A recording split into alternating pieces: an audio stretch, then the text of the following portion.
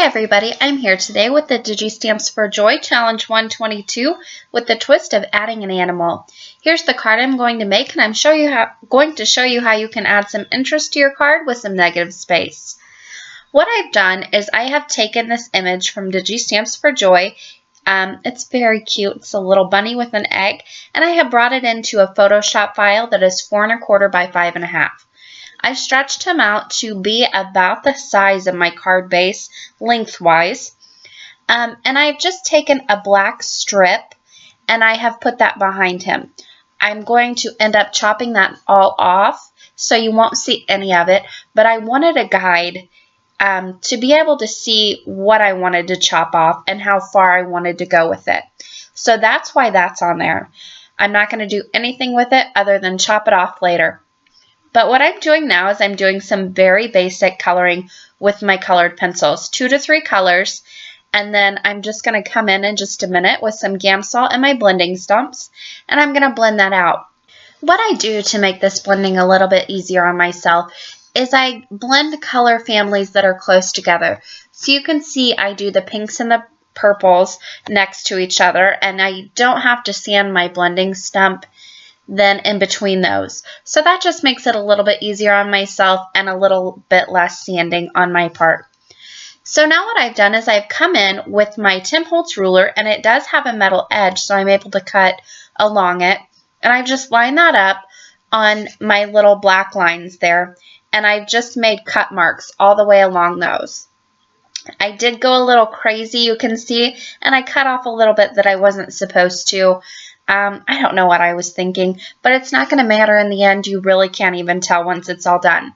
But once I had the lines cut, I went ahead and came in, and any part that was black along my bunny's head there, I just started cutting around him very carefully with my craft knife. You want to just go very slowly and make sure you get a nice clean cut. What you can also do when you're finished with this is you can come in with a black Sharpie or a black Copic, whatever color black marker you have or whatever black marker you have, and you can just go along your cut edges, and that will give it a nice clean look. I forgot to do it, but I did want to mention that you can go ahead and do that, and it will give you a more finished look than what I've got here. But again, I forgot to do it, and I was too afraid that I would get it on my acetate at the end, so I just let it be. There you can see you've got some nice negative space there behind your bunny, and now we're going to add just a little bit of interest behind it. So what I've got is a white A2 top folding card base that I've made, and I've got this Die Cuts with a View. It's a matte glitter paper, and it's like a gold or yellow, very pretty. But I've just put some double-sided adhesive and put that down in the center of the card base. Now I'm taking this piece of acetate. I've had it forever. You can use regular acetate, colored acetate, whatever you want, and just stick that behind your bunny again with some double-sided adhesive. I've also put some foam film on both sides of those white strips there with, again, double-sided adhesive, and I will pop that onto my A2 card base. And there you can see just a little bit of interest that gives to your card.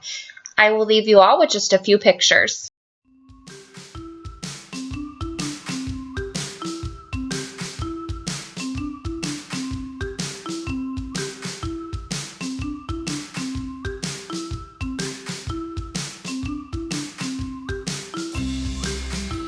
For more information and a complete supply list, you can visit my blog, craftingwhilecraftinated.wordpress.com.